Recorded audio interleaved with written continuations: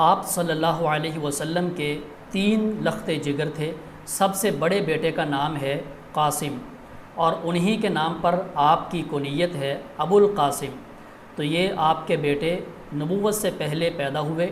اور 2 سال کی عمر پا کر وفات پا گئے، اور پھر نبوت کے بعد آپ کے ہاں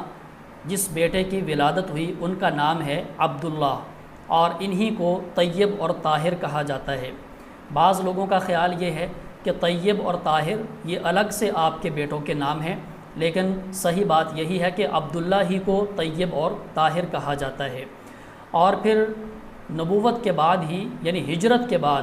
8 ہجری میں نبی کریم صلی اللہ علیہ وسلم کے ہاں ایک تیسرے بیٹے کی ولادت ہوئی جن کا نام ہے ابراہیم۔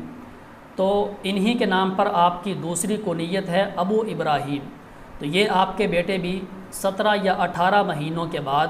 10 ہجری میں وفات پا جاتے ہیں۔ تو یہ 3 بیٹے اللہ نے آپ کو عطا فرمائے، اور تینوں ہی بچپن میں واپس بلا لیے۔ اللہ تعالیٰ نے آپ کو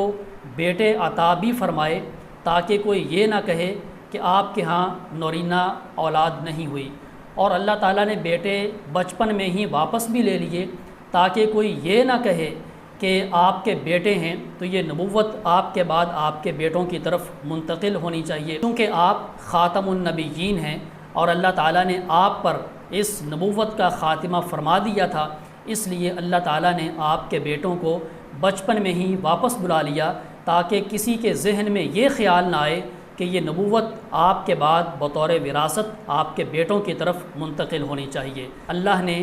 اولاد بھی دی تاکہ یہودیوں کا اور دیگر مشرکین کا منہ بند ہو جائے، اور اللہ تعالیٰ نے اپنی حکمت کے مطابق اولاد واپس بھی لے لی تاکہ جو لوگ ختم نبوت پر ڈاکہ ڈالنے والے ہیں یا جن کے دلوں میں شبہ ہے وہ شبہ ختم ہو جائے۔